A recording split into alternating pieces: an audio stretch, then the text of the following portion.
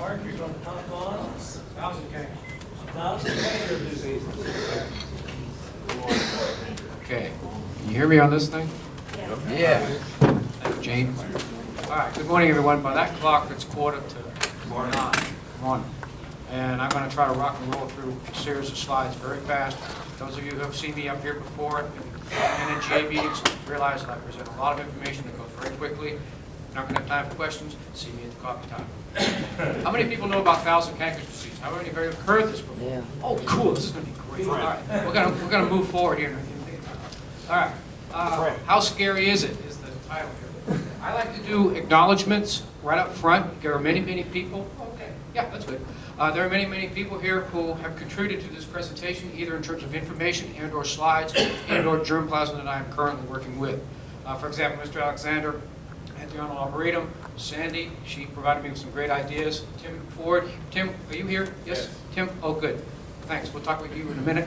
Kunzo Kim from the Morton, Jim McKenna from Purdue, I think everybody knows Tim, James McKenna, and also Troy right down there. And, of course, good old Uncle Bill. Thank you. Thank you. Okay. Special acknowledgements. I have to make mention of these three gentlemen because I'm going to talk about them more than once during this presentation. First and foremost is Dr. Ned Tisserat. He is a pathologist from Colorado State University. He is the one who has named the fungus Geosmithia morbida. That is the fungus that causes 1,000 cankers disease. I'm going to try to make this quicker by saying TCD instead of 1,000 cankers disease. Is that okay? Okay. The other individuals I need to make mention of are Dr. Stephen Seibold. He is a U.S. Forest Service entomologist, works at Davis, California. He is studying the behavior of the insect, the walnut twig beetle, the WTB, that vectors the fungus that causes the disease. Finally, I also have to make mention of Dr. Whitney Crenshaw. He also works as a colleague of Dr. Tisserat at Colorado State, and he likewise is working very much on the behavior of the fungus. The behavior of the beetle, I'm sorry. So those are the people that I have basically worked with to this point in time to pull this presentation together for you. Okay. Thank you.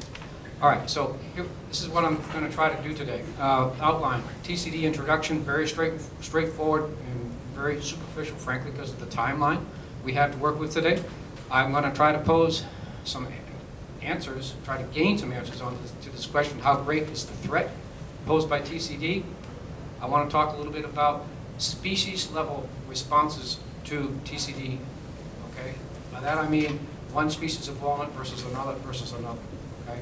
English walnut versus black walnut, for example.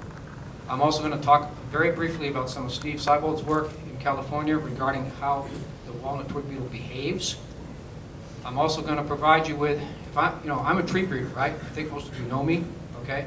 If we're going to potentially be shall we say, threatened by this disease, as a plant breeder, a tree breeder type person, that's who I am, can we potentially exploit the variation that we have in our repositories scattered around the United States to potentially address this threat from a genetic or tree breeding perspective, okay? That's where I'm coming from in this whole talk.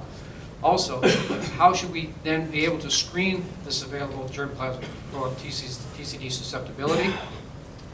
And finally, I'm going to touch upon ever so briefly breeding strategies for the future. How could we potentially take this information and devise a strategy to combat this disease? All right.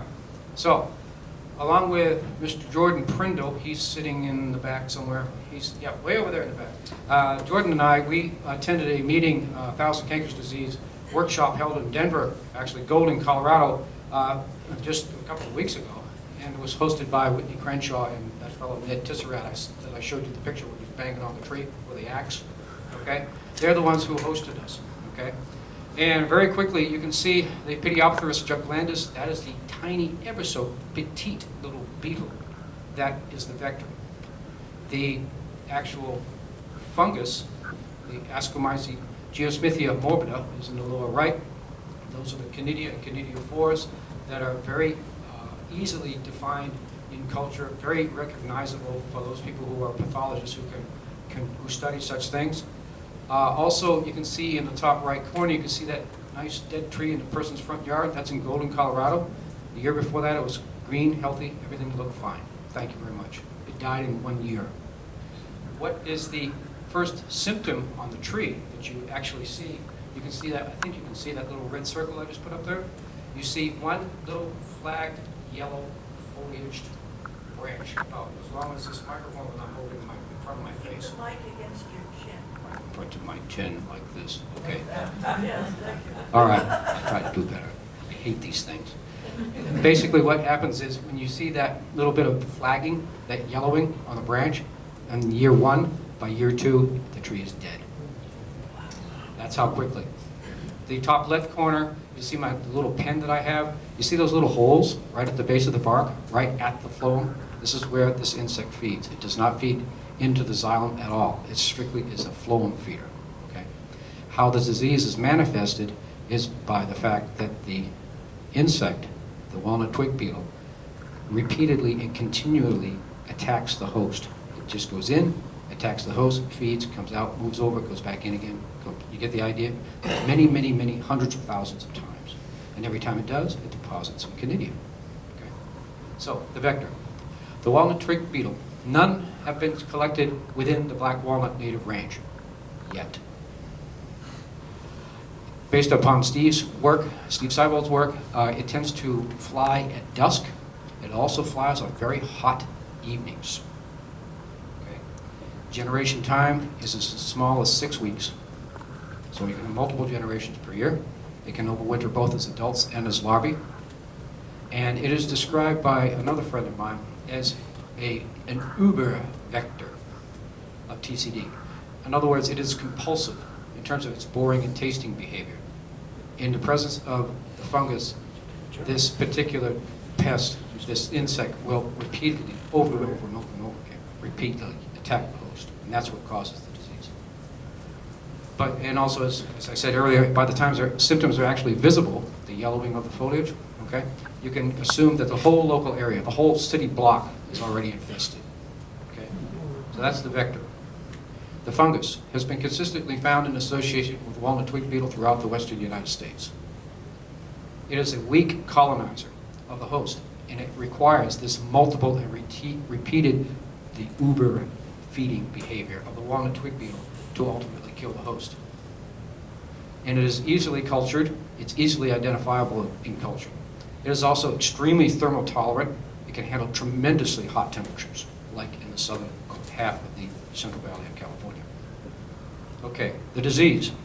It seems to follow a different paradigm, meaning that death occurs by multiple feeding events over an extended timeline. And everybody's guessing here, potentially up to 10 years. Okay. In contrast to this TCD way of killing the host, Dutch elm disease, which I think we all know a little bit about, has a different epidemiology. It has one infection event that can lead to the death of the host. So instead of thousands, hundreds, millions of attacks by the beetle, the vector, it only needs one. So it's a different paradigm. Okay, so how great is the threat of TCD that we have to worry about? There are a number of things that are online, a number of articles that are online and publications such as this one, and these are where these pictures came from. And I just want to show you some real quick, very quick because of the time here, real quick pictures. Basically where the red counties are highlighted, it's every single state west of Colorado with the exception of Nevada. I'm assuming, I don't know about anything in Nevada, but there's not too many walnut trees in Nevada, I assume. But you get the idea, it is widespread. And of course the question is begged, how does it get from, say, Denver, Colorado to San Diego? I bet you human beings have a little bit to do with it, which is why I'm kind of concerned about it. Also, as you can see, the orange highlighted area, that is the native range of eastern black walnut. And it's not that far away, guys. Okay? Can you see the little pink counties highlighted? That's where it's been confirmed. And then along the Arkansas River and the South Platte and in through Nebraska, those potentially are corridors of infection. Au natural.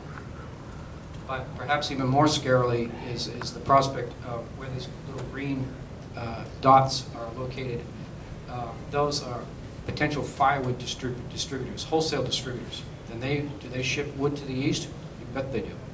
Does the twig beetle live in cut firewood? Yes, it does, for up to 2 years. Okay. So, for this crowd, I just wanted to show you this really fast, and I just put these two little red circles up here, Firewood and nuts. That's what we're all about in this organization.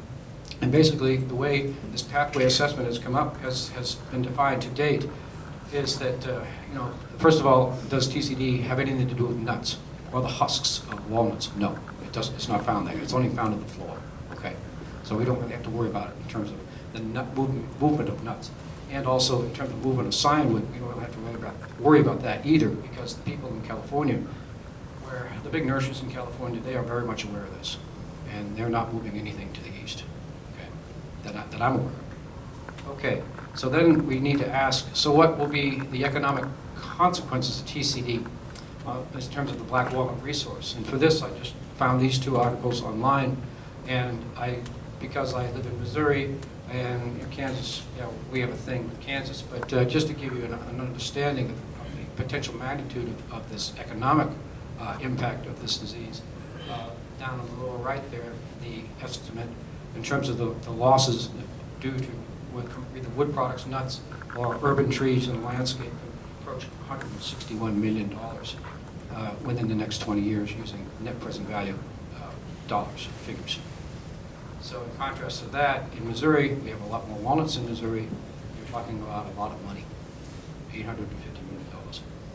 So I think it's a real problem. I need to move on in terms of not just black walnut, but other walnut species in terms of their species level responses, okay, to TCD. Okay, the first thing I want to talk to you about is some work done by Dr. Steve Seibold in terms of at the National Germplasm Repository of Walnuts that is located in Solano County in California. It's near Davis, California. They basically went out in the fall of 2009. Steve and his colleagues went up and down the rows, and they basically looked at all of these trees that are either grafted in or seedling trees. They are from all over the world, and they're all planted in one place. So it's a common garden experiment, and some of these trees are upwards of 25 years old. And they just walked up and down the rows, who's alive, who's dead, who's being attacked by walnut twig beetle, who isn't. Simple stuff, right? And it gives at least some field observations in terms of quick and dirty. Limited numbers of observations in many cases, as you can see, but you can see that they can at least get some range between one species potentially more tolerant to this disease than others. And on this particular slide, it appears to me that Heinzii, California black walnut, 75% of the trees were infected that they looked at, in contrast to Juglans manchurica, where only 6 of them are infected. Okay? So there is a species level response here. Similarly, on this particular slide, of course, good old Niagara is on this one, and up to 43% of the trees that they saw. Now, of course, look at the end. They only looked at 7 trees. I mean, so the size of the sample here is pretty pathetic. But you get the idea. There is a species level response. This is what I'm trying to point out. Okay, I want to move on to more Steve's work in terms of the beetle behavior studies. And these are his slides, and he posed a couple of questions. First of all, here, are there patterns or tendencies in the colonizational behavior of the branches by walnut twig beetle? And basically, he found a couple of things on branches of a certain size that have still the leaf scars visible on those branches. It's very much the case that the walnut twig beetle likes to use those points as entry points into the host. And he surmises that it's a case of they have to get leverage, if you will, to be able to bore into the host. Okay. So similarly, he also looked at this is real simple stuff, guys. Do the twig beetles bore into stems the size of my index finger or the size of my thumb? Okay, real simple. Okay, and basically it's thumb size. So when it comes to other studies and other ideas, we need to know how big of a stem we need to work with before potentially the twig beetle will colonize it. Okay, also, this is another thing that I don't pretend to know much about. I'm not an entomologist, but in terms of designing potential pheromone traps for this insect, how do you do it? Do you try to attract the female? Do you try to attract the male? Do you try to attract them both? Different sexes respond to different pheromones, right? Okay? So in this case, he has found, again, limited sample size here, but it seems that the male colonizes the host first, and then the female follows, rather than the other way around. So that helped, those types of bits of information are helpful in terms of trying to divide and try to identify those products that they can use to develop pheromone traps. Okay? Okay, I want to talk real quick. This is really quick. This is all review for you guys. If I'm going to be the tree breeder who's going to try to respond to walnut, to 1,000 Cankers disease, and I'm going to use potentially germplasm that's from the germplasm, I'm talking about nut germplasm here primarily, all right? With black walnut, Juglans nigra, okay? Where is it? I want to show you here real quick. These 4 little dots. Good old Troy, sitting down here, lower right. Is it 30 different cultivars you have? Sounds right. Okay, close enough. They've been working at the University of Nebraska, for those of you who don't know, with black walnut nut cultivars since the mid-'80s in terms of evaluating them. So that's one resource. Okay. Similarly, at Kansas State University, everybody knows Uncle Bill Reed, okay, from K-State. This is his planting down in Chautauqua, Kansas, in the southeastern corner of Kansas. He has 20 different black walnut cultivars that he's been working with. And some of those 20 are the same as the 30 that Troy works with, which are also some of the same ones that I work with. We have about 70 or 80 at this point right now at our facility at the University of Missouri. And so if I'm going to be a breeder guy, okay, and I want to evaluate black walnut germplasm, okay, for potential susceptibility or tolerance to TCD, these are the resources that I'm going to start with. All right. Finally, I want to make mention. Everybody knows, I think, Jim McKenna and Keith Wiesty and their colleagues at the Hybrid Tree Improvement and Regeneration Center at Purdue, and they have a focus not on nuts but on timber. I think some of us have probably seen this planting in the past. So that's what we have in terms of the black walnut resource, the genetic resources. And so the next question potentially posed for this talk, I was thinking, how should we screen available germplasm for TCD susceptibility?